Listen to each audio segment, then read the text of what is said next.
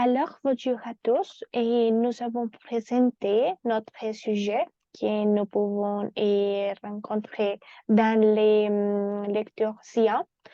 Alors, nous avons commencé. La question de savoir si le travail est nécessaire à bonheur est complexe et sujet à débat.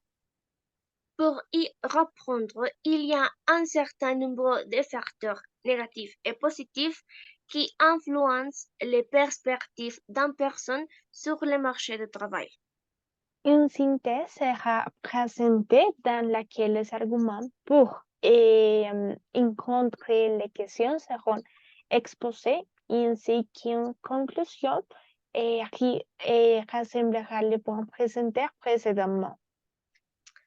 D'accord. D'un point de vue positif, où les concepts de travail et de bonheur sont de pair, il est possible de dire qu'il y a l'idée que le travail est un accomplissement personnel qui repose sur le concept de satisfaction économique et productive. La satisfaction économique fait référence à l'enrichissement personnel où la personne travaille et gagne son propre argent. Dans ce cas, elle a une indépendance économique et un sentiment d'amélioration personnelle est généré. La seconde, les satisfactions productives, fait référence au sentiment de bonheur qu'une personne expérimente quand elle complète ses tâches de manière efficace. Un employé se reconnaît productif quand il accomplit beaucoup de choses, qu'il les accomplit bien et rapidement. Ok. De même, la vie d'une personne peut devenir plus heureuse au travail et grâce au progrès de la technologie, progrès technologique. La technologie permet d'accéder à davantage d'informations et ressources et les travailleurs et les employés deviennent ainsi plus productifs dans son domaine. La technologie augmente la productivité et la efficacité des activités humaines car elle nous permet d'accomplir des tâches en moins de temps, lui permettant de mieux organiser son temps et d'être plus efficace. Et ce sont des outils précieux qui facilitent sans aucun doute la communication et la productivité de chacun des membres. Aussi, l'innovation et la créativité peuvent être encouragées.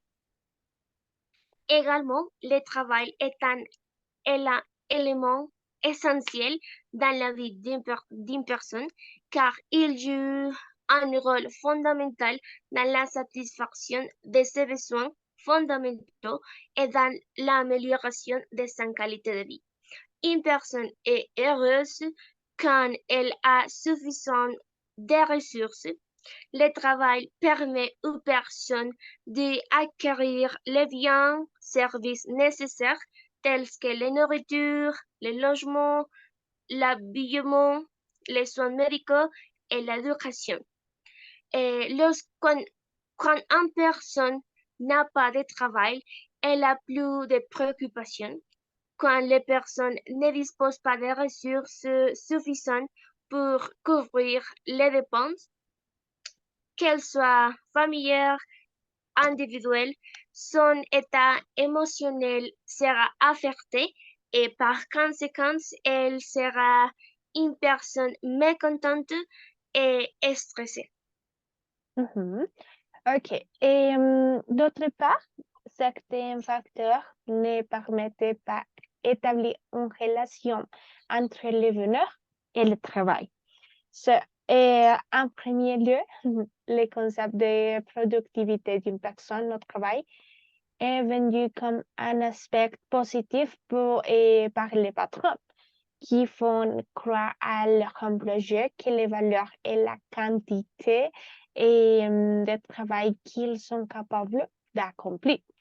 Euh, et le bonheur au travail n'existe que si les employés travaillent pour et aux membres de leur patron. L'idée que si un employé ne travaille plus, il gagnera plus d'argent. Mais cette idée est un moyen de retenir les employés puisque les personnes qui gagnent réellement l'argent est l'employé. La seule chose qui est sûre qu'il est plus courant d'attribuer des fonctions supplémentaires et travailler de manière excessive, de proportionnalité et constante au lieu de stimuler les travailleurs. C'est-à-dire, lorsque le travail de proportionnalité représente un risque psychosocial qui affecte sa qualité de vie. En deuxième lieu, il est dit que le stress et la dépression qu'une personne peut ressentir sont dus à la quantité de travail qu'elle doit accomplir chaque jour, la complexité des responsabilités, le temps très court et l'environnement sous pression. Une personne n'est pas heureuse au travail puisque c'est une activité qu'elle doit faire par exigence. Une personne n'est et c'est une activité qu'il doit faire par obligation. Un employé doit se conformer aux règles du travail sans pouvoir exprimer ses sentiments. Cependant, cette situation produit de la frustration du fait que c'est une tâche imposée par la société qu'elle n'est pas réalisée de son plein gré. Mhm. OK. Et finalement, les progrès technologiques peuvent constituer un autre facteur négatif dans la vie professionnelle. Et les emplois routiniers et répétitifs peuvent être remplacés par la technologie, laissant de nombreuses personnes sans emploi. Et cette situation crée à son tour un fossé d'inégalité en matière d'emploi. Les travailleurs qui ne possèdent pas les compétences technologiques nécessaires peuvent être exclus des emplois et éprouvent des difficultés peut-être à trouver un emploi ou à progresser dans leur carrière. Et cette hyperconnectivité technologique peut déclencher de nouveaux facteurs de risque psychologique liés non seulement à l'utilisation de la technologie elle-même, mais aussi à la flexibilité qu'elle favorise. Alors, la technologie et la flexibilité du travail peuvent générer de nouveaux risques liés à l'intensification du travail, à une connectivité constante, à une disponibilité permanente et au chevauchement entre vie professionnelle et la vie personnelle.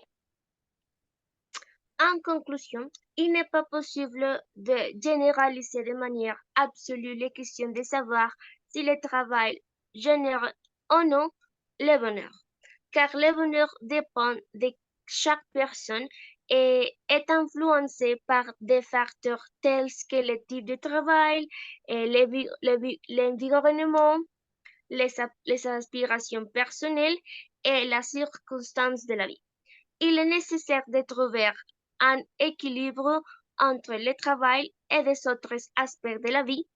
Le travail est un pilier fondamental pour la contribution de manière significative à la satisfaction des besoins économiques et de l'apportation d'une sécurité financière, favoriser la dépendance et le développement personnel et procure un sentiment d'utilité. OK, merci.